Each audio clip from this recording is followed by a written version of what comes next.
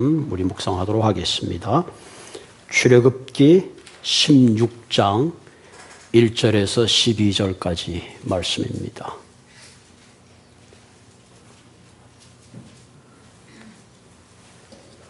출애굽기 16장. 이스라엘 자손의 온 회중이 엘림에서 떠나 엘림과 시내산 사이에 있는 신 광야에 이르니 애굽에서 나온 후 둘째 달 15일이라.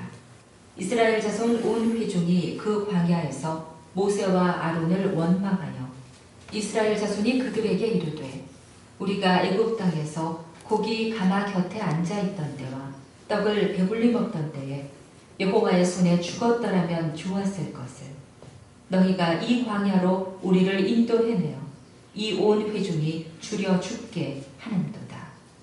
그때에 여호와께서 모세에게 이르시되, 보라, 내가 너희를 위하여 하늘에서 양식을 비같이 내리리니 백성이 나가서 일용할 것을 날마다 거둘 것이라.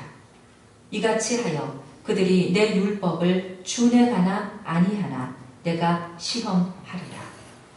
여섯째 날에는 그들이 그 거둔 것을 준비할지니 날마다 거두던 것에 갑절이 되리라. 모세와 아론이 온 이스라엘 자손에게 이르되, 저녁이 되면 너희가 여호와께서 너희를 애굽 땅에서 인도하여 내셨음을 알 것이요, 아침에는 너희가 여호와의 영광을 보리니 이는 여호와께서 너희가 자기를 향하여 원망함을 들으셨습니다. 우리가 누구이기에 너희가 우리에게 대하여 원망하느냐? 모세가 또 이르되, 여호와께서 저녁에는 너희에게 고기를 주어 먹이시고 아침에는 떡으로 배불리시리니 이는 여호와께서 자기를 향하여 너희가 원망하는 그 말을 들으셨습니다. 우리가 누구냐? 너희의 원망은 우리를 향하여 함이 아니요 여호와를 향하여 함이로다. 모세가 또 아론에게 이르되, 이스라엘 자손의 온 회중에게 말하기를 여호와께 가까이 나아오라. 여호와께서 너희의 원망함을 들으셨느니라 하라. 아론이 이스라엘 자손의 온 회중에게 말하매 그들이 광야를 바라보니 여호와의 영광이 구름 속에 나타나더라. 여호와께서 모세에게 말씀하여 이르시되, 내가 이스라엘 자손의 원망함을 들었노라. 그들에게 말하여 이르기를, 너희가 해질 때에는 고기를 먹고 아침에는 떡으로 배부르리니 내가 여호와 너희의 하나님인 줄 알리라 하라 하시니라. 아멘. 참 사람 목소리들이 참 이뻐, 그죠? 우리 장로님 기도 목소리가 얼마나 또 좋은 목소리로 기도하셨는지 목소리 자체가 은혜가 되고 오늘 성경 낭송하신 분도 참 목소리 들으면 은혜가 됩니다. 참 테크놀로지가 좋아, 그죠? 성경 말씀도 이렇게 그냥 낭송을 해주고 갑자기 그런 생각도 들어. 설교도 이렇게 낭송해 주는 게 없나? 매일매일 우리가 먹어야 될 양식이 있는 것 같아요. 네, 그런 의미에서 주일은 우리가 오늘 또한 새로운 은혜를 부어주시기로 하나님이 작정하신 날입니다. 아멘. 그래서 여러분의 상한 심령이 고침받고 우리의 심령 가운데 그리스도의 큰 은혜가 있기를 원합니다. 목회를 하다가 보면 가장 힘들 때가 있는데 그것은 신방을 갔을 때에 어떤 분이 더 이상 현대의학으로 어쩔 수 없는 마지막 삶의 종말이라는 그런 시점에 찾아갔을 때입니다. 함께 기도하고 같이 위로하지만 거기에 우리의 인간의 한계를 느끼고 또 마지막 삶을 정리하면서 하나같이 하는 말씀은, 목사님, 제가 참 많이 사랑하지 못한 게 후회가 됩니다. 제가 이 땅에 살면서 너무 나만 챙긴 것이 참 부끄럽습니다. 그런 삶에 회한이 있는 얘기를 듣게 됩니다. 여러분, 우리의 인생을 살다가 보면 그런 깊은 어둠의 골짜기가 찾아올 때가 있어요. 늘 화창한 봄날만 있으면 좋을 것 같은데 그렇지 않아요. 어두운 광야를 지나가야 되는 시간들이 저마다 찾아올 때가 있습니다. 이런 인생의 어두운 광야에 있을 때에 과연 우리는 어떤 태도로 이 광야의 길을 걸어가야 될까 하는 겁니다. 우리가 인생의 광야를 만났을 때에 가장 중요한 것은 우리의 생각입니다. 특별히 저와 여러분들은 그리스도를 믿는 신앙인으로서 가장 중요한 것이 하나님을 향한 우리의 태도가 중요합니다. 사람은 어려울 때 그 사람의 진정성을 가장 잘 알 수 있습니다. 마찬가지로 우리가 인생의 광야를 만날 때, 깊은 사망의 음침한 골짜기를 지날 때에, 그때에 우리의 신앙의 현주소를 돌아보게 되는 거죠. 극한 상황을 만나게 되면 사람은 그 내면이 선명하게 드러납니다. 여러분, 나라가 위기를 당하게 될 때에 우리는 애국자를 만나게 되죠. 때로 인생의 광야를 지나게 될 때에 우리는 그 사람이 하나님의 사람인지 아닌지를 알 수가 있습니다. 교회도 위기를 만나게 되면 정말로 충성된 교인인지 아닌지를 우리가 알 수가 있는 거죠. 그런 의미에서 우리가 광야에서 어떤 마음을 가지고 사느냐에 따라서 그 사람이 하나님과 더 가까이 갈 수도 있고 반대로 하나님과 멀어질 수도 있다는 사실입니다. 오늘 본문은 이스라엘 백성들이 출애굽한 지가 한 달이 지났습니다. 60만이라 그러지만 거기서 여자와 남자 아이들까지 합치면 무려 200만 명이라는 큰 숫자가 바로의 노예 생활에서 자혐을 얻었습니다. 그리고 드디어 신광야에 도착했습니다. 문제는 여기서 발생했습니다. 그들이 가지고 있는 아무리 많은 식량이라고 할지만 한 달이 지나는 동안 다 그 식량이 떨어졌습니다. 이제는 더 이상 먹을 것이 없습니다. 지금으로 말하면 굉장히 깊은 경제의 침체가 찾아왔다고 볼 수 있는 거죠. 큰 실업자가 증가하고 점점 더 나빠질 수밖에 없는 그런 미래를 본다고 할 수가 있습니다.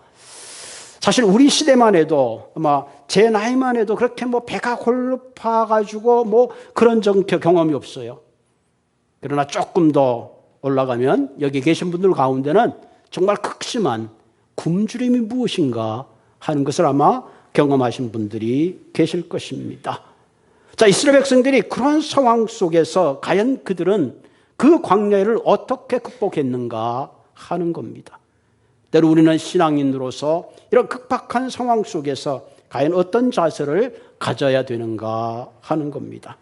첫째로 우리가 인생의 광야를 지날 때에 과거를 믿음으로 해석할 수 있어야 합니다. 이 대단히 중요한 원리입니다.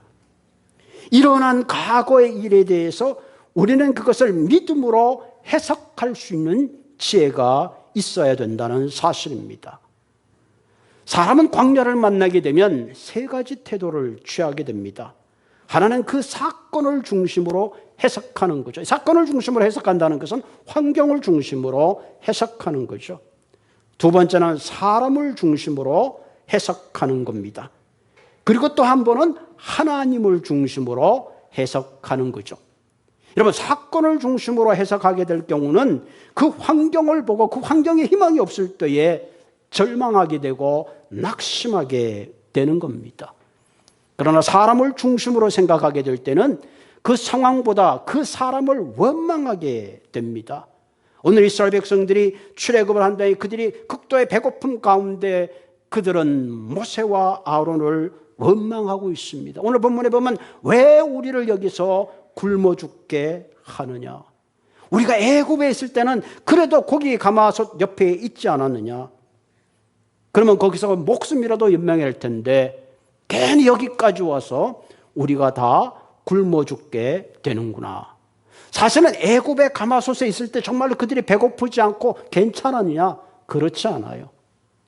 현실이 어렵다 보면 과거를 미화하게 되죠.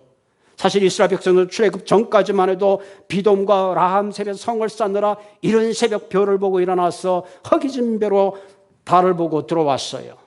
심지어는 사랑하는 자식을 놓았을 때 그 자식을 기르지 못하고 아들이 태어나면 나일강에 악어밥으로 던져주는 정말로 비참하기 그지없는 삶을 살았어요. 그런데 지금 광야에서 배가 고프다고 그들은 원망하는 거죠. 여러분, 사람 중심의 생각은 늘 이렇습니다. 부부가 살다가도 사람 중심의 태도를 갖게 되면 당신 때문에 결국은 불평과 원망을 늘어놓게 되는 것입니다. 여러분, 이스라엘 백성들은 위기가 있을 때마다 불평과 원망을 늘 했어요. 홍해 앞에 있을 때도 우리가 애굽 사람을 섬기는 것이 광야에서 주는 것보다 낫다라고 하나님을 원망했습니다. 광야의 길을 사흘쯤 갔을 때에 그들이 목이 말랐을 때에 물을 마시려고 했는데 그 물이 마실 물이 없을 때에 그들은 또다시 모세와 아론을 원망하고 하나님을 원망하며 그들은 위기 때마다 원망을 그치지 않았습니다. 여러분, 이처럼 원망하는 사람은 절대로 하나님의 복을 누릴 수가 없습니다. 주변에 사람도 없어요. 여러분, 우리가 어떤 교회를 전도해놓고 늘 불평과 원망만 늘어놓으면 그 교회는 한 주, 두 주 다닌 다음에 절대로 교회 나오지 않습니다. 여러분, 오늘 성경에 가장 중요한 것을 말하고 있습니다. 우리가 원망과 불평을 하게 되면 하나님이 가장 싫어하신다는 거예요. 오늘 본문에 보면 너희의 원망을 들으셨느니라. 너희가 원망하는 그 말을 들으셨느니라. 그런데 오늘 본문에 모세와 아론은 그 위기 가운데 달랐습니다. 이들의 경우는 세 번째 경우 하나님의 중심으로 과거를 해석했던 것입니다. 오늘 분명 6절에 보면 저녁이 되면 너희가 여호와께서 너희를 애굽 땅에서 인도하여 내셨음을 알 것이라. 지금 비록 우리가 광야에 있지만은 하나님께서 우리를 배고파 죽게 하시는 분이 아니라 하나님께서 반드시 오늘 저녁에 무언가 너희들에게 사인을 주실 것이다 하는 겁니다. 우리가 과거에 되어진 일을 믿음으로 해석할 때 비로소 소망이 보이는 겁니다. 대표적인 사람이 요셉이라는 사람이죠. 아버지의 극진한 사랑을 받았는데 형들의 질투로 말미암아 먼 이방인 나라에 노예로 팔려갔습니다. 그러나 그 가운데도 요셉은 자신의 거룩함과 하나님을 믿는 마음으로 최선을 다해서 사려보려 했지만 억울한 누명을 쓰고 감옥까지 들어갔습니다. 그 감옥은 도저히 살아나올 수 없는 그런 곳입니다. 그곳에서도 하나님께서 요셉과 함께함으로 나중에는 애굽의 국무총리가 되는 위대한 반전의 삶을 살게 되었습니다. 그때 가나안 땅에 큰 흉년이 들다 형들이 애굽의 양식을 구하러 왔습니다. 한눈에 봐도 저들이 자신의 형인 것을 요셉은 알아볼 수 있었습니다. 아마 절호의 기회인지도 모릅니다. 형들이 나를 미워해서 애굽의 노예로 팔았는데 이제 내게 권력도 있고 힘도 있어요. 그 형들이 그 요셉이 자신의 동생인 것을 알고는 잠을 이룰 수가 없었어. 야, 이제 우리 죽은 목숨이다. 이제 동생이 뭐 말 한마디면 우리는 정말로 다 죽는구나. 그때 요셉은 뭐라 그랬습니까? 형님들 걱정하지 마십시오. 우리 가족을 구원하시기 위해서 하나님 나를 이곳에 먼저 보내셨습니다. 만약에 그가 과거의 일을 하나님의 섭리로 하나님의 어떤 믿음으로 해석하지 않았더라면 그런 형들을 용서하지 못했을 것입니다. 그리고 우리가 가장 중요한 것은 내게 일어난 과거의 사건들을 믿음으로 잘 해석할 수 있을 때에 거기에 용서가 일어나고 거기에 소망이 있고 거기에 미래를 바라볼 수가 있는 것입니다. 그런 의미에서 우리의 인생에 일어나는 수많은 사건들을 우리가 어떻게 믿음으로 해석하느냐 하는 것은 대단히 중요합니다. 그 과거가 내게 복이 될 수도 있고 내게 화가 될 수도 있는 겁니다. 어떤 청년이 그만 살인을 하게 됐습니다. 왜 그가 살인할 수밖에 없는가 조사를 해봤더니 그가 아주 어릴 때부터 그는 항상 술 취한 어머니와 늘 폭력을 일삼는 아버지라는 그 가정 밑에서 자랐어요.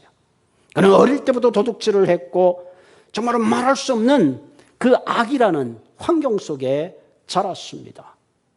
이렇게 말합니다. 내가 그런 환경 속에서 할 수 있는 일이 무엇이겠는가? 결국은 이것밖에 할 수가 없었다는 거예요.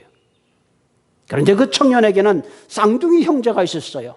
똑같은 환경에서 있었지만 그 쌍둥이 형제는 유능한 변호사가 되었고 주변에 신망을 얻고 아름다운 가정을 이루는 그런 삶을 살았습니다. 그 청년에게 당신은 똑같은 환경 속에 있었지만 어떻게 이런 삶을 살았습니까? 네, 저는 그 절망적인 환경 속에 그 환경이 결국은 어떤 결과를 가져올 것을 알고 그 환경을 반면교사 삼아서 나는 늘 새로운 삶을 살기로 작정했기 때문에 오늘날 이와 같은 삶을 살게 된 것입니다. 그렇게 고백을 했다고 합니다. 그렇기 때문에 우리는 인생의 과거를 믿음으로 잘 해석해야 합니다. 다시 말하면 오늘 우리가 당하고 있는 강야, 지금 일어나고 있는 모든 일들을 믿음의 눈으로 볼 수 있어야 합니다. 오늘 우리가 강야에 온 것은 하나님을 더 가까이 함일 것이다. 오늘 우리가 강야에 온 것은 어떤 의미도 오늘날 우리가 코비드라는 이 팬데믹이라는 상상지 못하는 이런 어려움 가운데 이제 우리가 개인주의가 아니라 이제 민족주의가 아니라 이제 온 세계를 껴안는 좀 더 높은 시각을 가져야 될 것입니다. 오늘 우리가 겪는 이 위기 가운데 과학과 테크놀로지와 우리가 쌓아놓은 물질이 내 삶을 보장해 주는 것이 아니라 하나님이 내 삶을 보장해 준다는 것을 다시 한번 우리는 깨닫고 해석할 수 있어야 합니다. 때로는 우리가 당하는 이 광야를 해서 정말 우리가 좀 더 하나님을 의지하고 신뢰하기 위한 하나님의 소리인 것을 들을 수 있어야 합니다. 지금 우리가 받아들이기 힘들어도 우리는 그걸 믿음의 눈으로 받아들이고 해석할 때에 우리는 거기에 길이 보이고 거기에 우리는 새로운 소망을 갖게 되는 것입니다. 요셉이 자신의 과거를 하나님의 섭리로 믿음으로 해석할 때에 그는 나중에 출애굽하고 나중에 애굽의 다른 왕이 태어나서 다시 가나안 땅에 갈 때 그의 유고를 가지고 갈 것을 부탁한 것을 보게 되는 거죠. 왜? 과거를 믿음으로 해석했기 때문에 미래를 볼 수 있었다는 사실입니다. 두 번째, 우리가 인생의 광야에 있을 때 중요한 것이 하나님의 영광을 기대하라 하는 것. 이게 대단히 중요하죠. 우리가 과거에 일어날 믿음으로 해석하고 받아들이게 되면 그 다음에 하나님의 영광을 기대하게 된다는 사실입니다. 광야에서 하나님과 동행하는 사람은 미래를 포기하는 사람들이 아닙니다. 그러나 광야에서 하나님과 멀어지고 원망하고 불평하는 사람들은 결국은 미래가 없다는 것을 본문은 보여주고 있습니다. 이스라엘 백성들은 현재의 그 상황을 믿음으로 해석하지 못했기 때문에 결국은 미래를 보지 못했어요. 그들은 생각합니다. 우리는 굶어 죽을 것이다. 그렇게 기대했던 것입니다. 결국은 그들은 광야에서 굶어 죽지는 않았지만 궁극적으로 광야에서 약속의 미래를 바라보지 못하고 그 1세들은 광야에서 다 죽고 말았습니다. 사람의 생각이 중요하죠. 내가 무엇을 어떻게 예측하는가에 따라 우리의 인생이 흘러가는 겁니다. 하나님이 내 인생을 보장해 주실 것이다. 하나님이 소망 가운데 나를 붙들어 주실 것이라고 예측하는 사람과 내가 당하는 환경과 절망의 상황을 보고 더 이상 미래가 없을 것이라고 생각하는 것은 실로 큰 차이가 있는 것입니다. 우리가 잘 아는 존 맥스웰 목사님은 생각이 그의 인생을 결정한다 그랬습니다. 세상에 많은 사람인데 어떤 사람은 성공하고 어떤 사람은 실패하는가? 그 차이가 무엇인가? 가장 큰 것은 그들의 환경의 차이도 있겠고 교육의 차이도 있겠고 운의 차이도 있고 게으름과 부지런한 차이도 있지만 가장 큰 차이는 생각의 차이라는 것입니다. 성공하는 사람은 성공하는 생각을 하는 것이고 실패하는 사람은 실패하는 생각을 한다는 것입니다. 우리의 생각이 바뀌면 믿음의 태도가 달라집니다. 말씀을 들을 때 그 말씀을 하나님의 말씀으로 받을 것인가 아닌가 믿음의 생각이 결정하게 되는 거예요. 그것을 하나님의 말씀으로 받을 때에, 그 약속을 믿을 때에 우리의 마음속에 익스펙테이션이 생기는 거예요. 미래에 대한 하나님의 기대가 있는 거예요. 하나님의 기대가 있는 사람은 태도가 달라집니다. 태도가 달라지면 행동이 달라지죠. 행동이 달라지면 실력이 달라지고, 실력이 달라지면 인생이 변화되고 운명이 변화되는 것입니다. 하나님은 우리를 하나님의 자녀로 삼으셨습니다. 하나님 우리를 축복의 통로로 삼으셨고 거룩한 백성으로 저와 여러분들을 한 사람 한 사람 불러주신 것을 보게 됩니다. 예수님이 이 땅에 온 것은 양으로 생명을 얻고 근근히 살아가는 인생이 아니라 생명을 얻고 풍성하게 하시기 위함입니다. 아멘. 저와 여러분들을 위한 하나님의 꿈입니다. 하나님이 우리를 미래를 위해서 준비하신 것은 풍성한 열매를 얻게 하시기 위함입니다. 여러분, 광야에서 모세의 생각을 한번 보십시다. 그는 저녁에 어떤 일이 일어날 것을 기도했습니다. 6절에 보면 여호와께서 너희를 애굽에서 인도하여 내셨음을 알 것이라. 그리고 기대를 가집니다. 희망을 가집니다. 우리는 여기서 굶어 죽을 것이라고 생각한 사람과 차원이 달랐습니다. 7절에 보면 그는 아침을 기대합니다. 어떻게 기대합니까? 아침에는 너희가 여호와의 영광을 보리니, 비록 우리가 광야 가운데 있지만 여호와의 영광이 결코 우리를 떠난 것이 아니라는 거예요. 그리고 저녁에 이렇게 합니다. 8절에 저녁에는 너희에게 고기를 주어 먹게 하고 아침에는 떡으로 배부르게 할 것이다. 실제로 이스라엘 백성들은 40년 동안 고기와 떡으로 굶어 죽지 않았습니다. 지금 내가 광야에 있는 것 같지만 이것이 다가 아니라 반드시 하나님께서 광야에 길을 내실 것을 우리는 기대해야 하는 것입니다. 내가 당하고 있는 위기가 끝이 아니라 그 위기 가운데 하나님을 향하여 반드시 큰 기대를 해야 하는 겁니다. 우리는 오늘 이 만나의 사건에서 우리에게 주시는 교훈을 다시 한번 가슴에 다짐할 필요가 있습니다. 한마디로 우리의 인생이 무엇을 먹을까, 무엇을 마실까, 의식주의 문제가 내 삶의 목적이 되지 말라는 거예요. 왜? 하나님이 우리를 먹이시고 입히시고 이용할 양식을 보장해 주신다는 겁니다. 여러분, 요한복음 6장 48절과 50절에 보면 예수님이 이런 말씀하셨죠. 내가 곧 생명의 떡이로다. 너희 조상들은 광야에서 만나를 먹었으나 죽었거니와 이는 하늘에서 내려온 떡이니 사람으로 하여금 먹고 죽지 않게 하려는 것이라.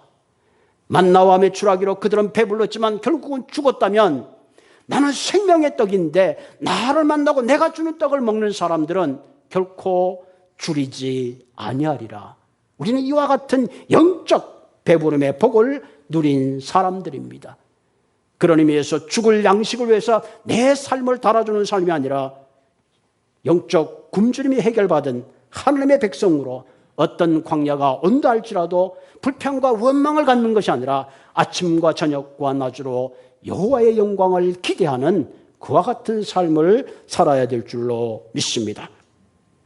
그럼 하나님께서 이스라엘 백성들을 택하시고 그를 불러내셨는데 왜 불러내셨는가? 출애굽 19장 5절 6절에 보면 내 소유가 되고, 하나님께서 이스라엘 백성을 부르는 첫 번째 원리가 내 소유가 되고, 주님께서 우리를 부르신 가장 중요한 것은 You are my children, 내 자녀가 되게 하시기 위해서 우리를 불러주신 겁니다. 여러분, 내 자녀가 되었다는 게 얼마나 큰지 몰라요. 우리가 자녀를 키우지만 부모들이 자녀를 향한 얼마나 큰 익스펙테이션과 얼마나 많은 사랑과 얼마나 많은 애정과 얼마나 많은 보호를 가지고 계십니까? 내가 너희들을 제사장의 나라가 되고 거룩한 백성이 되게 하실 것이라. 이런 하나님의 약속이 그들을 광야에서 그대로 굶어 죽게 할 리가 전혀 불가능한 일입니다. 그러나 이스라엘 백성들은 광야에서 먹을 것이 없다고 불평하고 원망하는 실로 어리석은 길을 걸어갔습니다. 사실 오늘 우리가 살아가는 이 땅에도 광야가 찾아오면 우리는 나도 모르게 불평과 원망을 하기 쉽습니다. 그럴 때는 이 불평과 원망에 사로잡지 않도록 조심해야 됩니다. 이럴 때 가장 먼저 생각해야 되는 것이 이겁니다. 하나님이 나를 위해 십자가에 돌아가셨구나. 하나님이 나를 자녀 삼으셨구나. 하나님이 결코 나를 버리지 아니하신다. 하나님이 결코 나를 떠나지 않는다. 하나님은 반드시 나를 지키시고 도우시는 분이시다. 아멘. 이런 약속의 말씀을 붙잡을 때에 우리는 위기와 광야의 길을 걸어갈 수 있다는 사실입니다. 하나님은 에덴이나 동산에서 모든 것을 준비하시고 마지막에 인간을 창조하시고 동행했습니다. 그러나 인간이 하나님을 거역하고 반역함으로 낙원을 떠나서 광야의 삶을 살게 된 것입니다. 하나님은 이런 인간을 불쌍히 여기셔서 아브라함과 이삭과 야곱을 불러 선택해 주십니다. 그리고 출애굽의 사건을 통해서 유월절 어린 양을 통해서 그들을 구원하시고 결국은 그 유월절 어린 양과 메시아 예수 그리스도를 통해서 마치 광야에 뱀을 든 것 같이 그리스도가 십자가를 치심으로 말미암아 저주와 사망 가운데 있는 우리를 하나님과 화해케 하고 우리의 모든 죄를 도말하시고 저와 여러분들을 하나님의 자녀 삼으시고 심판 가운데서 구원해 주신 것입니다. 이와 같은 하나님의 멋진 사랑의 스토리를 우리가 기억할 때에 우리는 인생의 어떤 광야라 할지라도 나를 위하여 죽기까지 하신 그 주님을 붙잡을 때에 우리는 다시 절망의 자리에서 일어나게 되는 것입니다. 베드로전서 1장 3절에 보면 너희가 여러 가지 시험으로 인하여 잠깐 근심하게 되지 않을 수 없으나, 그렇죠? 우리가 예수를 믿어도 위기도 오고 절망도 오고 시험이 옵니다. 오히려 크게 기뻐하도다. 왜? 하나님을 향한 익스펙테이션을 생각하면 내가 당하는 위기보다 하나님이 준비하신 그것이 더 크기 때문에 그런 거죠. 너희 믿음의 시련이 불로 연단하여 없어질 것보다 더 귀하여 예수 그리스도에 나타나실 때에 칭찬과 영광과 존귀를 얻게 하려 하심이라. 그럼 우리의 인생에 어떤 광야가 온다 할지라도 우리는 미래를 바라보고 소망을 가져야 하는 것입니다. 사람이 마음으로 자기 길을 계획할지라도 그 길을 인도하시는 분은 여호와시니라. 세 번째, 우리가 인생의 광야를 지나갈 때 중요한 것은 하나님께 더 가까이 나오라는 거예요. 현재 일에 대하여 지금 바로 여호와 하나님께 가까이 더 나가야 합니다. 가만히 누워서 소망만 가지는 것이 아니라 광야를 만날 때에 주님 앞에 더 가까이 가야 합니다. 오늘 본문 9절을 보면 이스라엘 온 회중에게 말하기를 여호와께 가까이 오라. 자, 인생의 광야에 여호와께 가까이 가면 어떤 일이 벌어집니까? 그러면 어떻게 될까요? 10절 보면 그들이 광야를 바라보니 여호와의 영광이 구름 속에 나타나더라. 아멘. 우리가 광야를 만날 때 하나님께 더 가까이 갑니다. 그런데 문제는 인생의 광야를 만날 때 하나님께 더 가까이 가지 않는 게 우리의 문제죠. 하나님께 더 가까이 가면 하나님의 영광을 경험하게 되고 그 임재를 경험하게 된다는 사실입니다. 여러분, 많은 사람들이 그런 얘기를 하죠. 인생의 광야를 통해서 하나님의 임재를 만나는 경우를 많이 우리는 보게 되죠. 때로는 질병의 광야를 통해서 치료의 하나님을 만납니다. 때로는 경제의 광야를 통해서 우리를 먹이시고 입히시는 내 삶을 주장하시는 주님을 만나게 되는 거죠. 인간관계 광야를 통해서 정말로 용서하시고 베푸시는 하나님의 말할 수 없는 용서의 은총을 우리는 만나게 되는 것입니다. 그러므로 우리는 광야를 만날 때에 하나님께 더 가까이 가면 하나님의 영광을 보게 되는 것입니다. 이 말은 뭐예요? 하나님의 영광을 본다는 건 뭐예요? 광야의 우리의 문제를 해결해 주신다는 거죠. 자, 이스라엘 백성들이 굶주림 가운데 우리 굶어 죽을 것이다라고 얘기했지만 본문의 12절에 보면 이런 얘기를 하죠. 너희가 해질 때에 고기를 먹고 아침에 떡으로 배부르리라. 너희의 굶주림을 주님께서는 해결해 주시는 것을 보게 되는 거죠. 근데 그 중요한 것이 있어요. 하나님께서 그들의 굶주림을 아침 저녁에 해석해 줄 뿐만 아니라 더 큰 은혜를 베푸시는데 그것은 바로 내가 여호와 너의 하나님인 줄 알리라. 여호와를 아는 것이 지식의 근본이라 그랬습니다.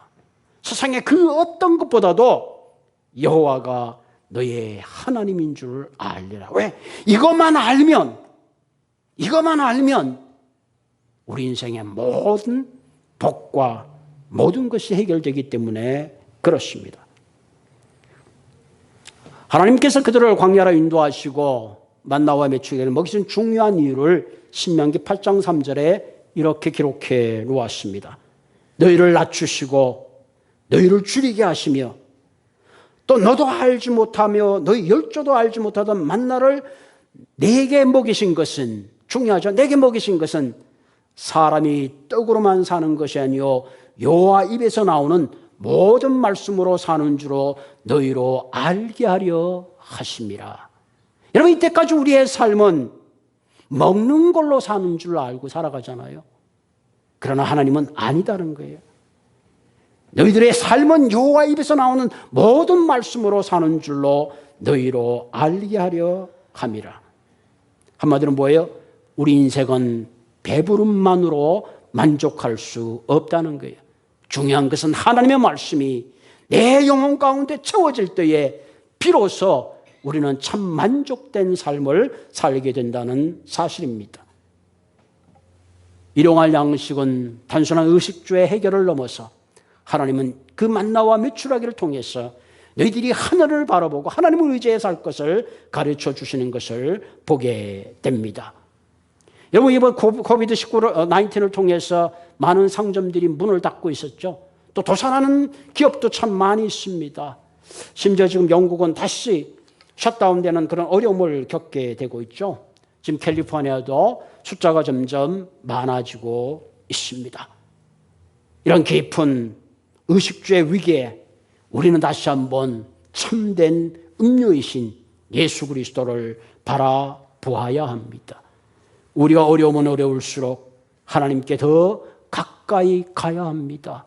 그럴 때 하나님께서 길을 내시고 어두운 우리의 인생길을 밝혀주시기 때문에 그렇습니다. 어떤 면에서 우리 인생의 광야는 하나님이 우리를 훈련시키는 훈련의 장인 것입니다. 어떻게 보면 이런 생각이 들어요. 지금 온 세계가 팬데믹 때문에 어려움을 겪고 있는데 어쩌면 이 어려움은 하나님이 전 세계를 향하여 훈련시키시고 있다. 무엇을 훈련시키는 겁니까? 우리가 의지하고 있던 의식적, 우리가 의지하고 있던 테크놀로지, 우리가 의식하고 있던 그 모든 것들을 마치 바벨탑을 무너뜨리듯이 우리로 하여금 다시 한번 하늘에서 내리시는 양식을 통해서 그분이 나를 창조하신 하나님인 것을 온 세상에 주님께서는 다시 선포하고 계신다고 볼 수가 있습니다. 여러분, 출애굽기 16장 보면 하나님께서 만나를 내리실 때 매일 아침마다 내려주셨어요. 그런데 안식일을 맞는 그날 저녁에는 2배로 주셨어요. 왜? 그것을 거두러 가지 말고 안식일을 잘 드리라 그랬죠. 그리고 매일매일 아침마다 필요한 양식을 거두게 했어요. 그리고 하나님이 이런 약속을 했습니다. 내가 매일매일 필요한 것들을 너에게 주시겠다. 그런데 그 가운데 어떤 사람은 그 말을 믿지 못했어요. 그 아침에 가서 점심 먹을 거, 저녁에 먹을 걸 다 가지고 왔어요. 그런데 점심이 되고 저녁이 되니까 먹을 수 없게 됐습니다. 다 썩어버렸어요. 매일매일 그날의 양식을 주님께서 그들에게 채워주신 거죠. 무엇입니까? 우리의 삶은 매일매일 영의 양식으로 채워지는 삶을 살아야 된다는 거예요. 어떤 사람은 내가 과거에 받았던 은혜, 그것을 사모하면서 그것을 붙잡고 살아가는 사람이 있어요. 과거에 내게 주신 은혜는 그걸로 족합니다. 그러나 오늘 이 아침, 지금 11시 48분, 45분 이 시간에 내게 주시는 그 약속을 먹고 그 양식을 먹고 내일의 또 양식을 우리는 매일매일 먹어야 되는 것입니다. 내가 어제 잘 먹었다고 아침, 점심, 저녁 굶은 사람은 없습니다. 하나님께 더 가까이 갈 때에 하나님 내게 필요한 양식을 매일매일 채워주시고 우리를 새롭게 해 주시는 줄로 믿습니다. 우리가 광야를 만날 때 가장 먼저 해야 될 것은 하나님의 말씀을 붙잡고 생각해야 됩니다. 말씀을 붙잡고 기도해야 됩니다. 말씀을 붙잡고 하나님을 향하여 큰 기대감을 가지고 있어야 합니다. 말씀을 붙잡고 하나님께 더 가까이 가야 합니다. 예레미야 33장 3절에 보면 우리가 잘 아는 말씀 있잖아요. 너는 내게 부르짖으라. 내가 내게 응답하겠고 그거 비밀한 일을 내게 보이리라. 어떤 목사님이 그런 얘기를 하더라고요. 왜 우리 인생에 기적을 경험하지 못하는가? 여러분 성경의 기적을 가만 보면요, 보통 때 일어난 게 아니라 절대절명의 순간에 기적이 일어나는 걸 보게 되죠. 홍해가 갈라진 것도, 요단강도, 여리고성이 무너지는 것도 마지막 절대절명의 순간에 하나님의 역사가 일어나는 것을 우리가 보게 됩니다. 그러므로 여러분, 우리의 인생의 해답은 하나님이십니다. 광야에 그분이 내 길을 인도해 주시리라. 우리가 예배 전에 불렀던 찬양처럼 광야를 통해서 하나님이 나를 훈련시키시고, 광야를 통해서 나의 게으름을 깨우치게 하시며, 광야를 통해서 우리 한 사람 한 사람이 보석같이 빛나는 하나님의 사람으로 다듬어지시기를 주님은 원하시는 것입니다. 그러므로 여러분, 오늘 우리의 인생의 광야를 만날 때 가장 중요한 것은 과거를 하나님의 섭리로 해석할 수 있어야 합니다. 그리고 오늘의 현장만 보는 것이 아니라 그 현장 가운데 하나님을 향하여 큰 기대감을 가져야 합니다. 그리고 맨 마지막에는 하나님께 더 가까이 가야 합니다. 말씀을 잡고 기도하고 하나님의 그 크고 비밀한 일을 보여리라. 그런 하나님의 약속을 믿고 하루하루 승리하시는 모든 분들이 되기를 주님의 이름으로 부탁을 드립니다. 같이 기도하겠습니다. 자비하신 하나님, 우리는 아둔하여 배가 부르면 살 것 같고 배가 고프면 죽을 것 같습니다.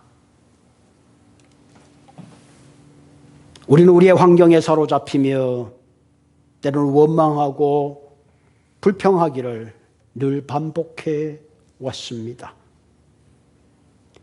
그러나 하나님, 우리의 인생에 걸어가는 길이 칠흑과 같고 어둡고 소망이 보이지 않는다 할지라도 오늘 하나님의 말씀을 통해서 다시 한번 우리의 인생의 위기 가운데 내가 당하는 모든 것들을 믿음으로 해석할 수 있는 눈을 허락하여 주시고, 환경을 보는 것이 아니라 그 환경 가운데 나를 더 훈련시키시고 나를 더 정결케 하시고 나를 쓰시기 위한 하나님의 계획과 또 나를 위하여 인생을 준비하시는 하나님을 향하여 우리가 입을 넓게 열 수 있는 저희들 되게 하여 주옵소서. 자비하신 하나님, 모두가 힘들어하는 이 때에 다시 한번 우리가 하나님의 말씀을 붙잡게 하시고, 다시 한번 주님께 더 가까이 가게 하시고, 다시 한번 우리가 영적으로 주님을 향하여 거룩함 가운데 열심을 가지고 나아갈 수 있도록 주님 인도하여 주옵소서. 자비하신 하나님, 또 터키, 그리스 쪽으로 지진도 나고 또 유럽에는 다시 한번 셧다운이 당하며 우리에게 들려오는 소식들은 기쁜 소식이 하나도 없습니다. 그러나 하나님, 이것이 결코 끝이 아니고 나쁜 소식만 있는 것이 아니라 아침이요 저녁이요 그 다음이 되면 매일매일 양식을 향하여 준비하신 주님 바라보며 소망 가운데 절망하지 않고 믿음을 붙잡고 약속을 붙잡고 달려가는 우리 모두가 되게 하여 주옵소서. 우리의 형편과 처지를 주님 아십니다. 주께서 건강을 지키시고 모든 질병 가운데 우리를 보호하시며 우리의 연약한 믿음을 강하게 하여 주시고 다시 한번 주님을 향하여 십자가를 바라보는 우리 모두가 되게 하여 주시옵소서. 나사렛 예수님의 이름으로 감사하며 기도드리옵나이다. 아멘. 우리 434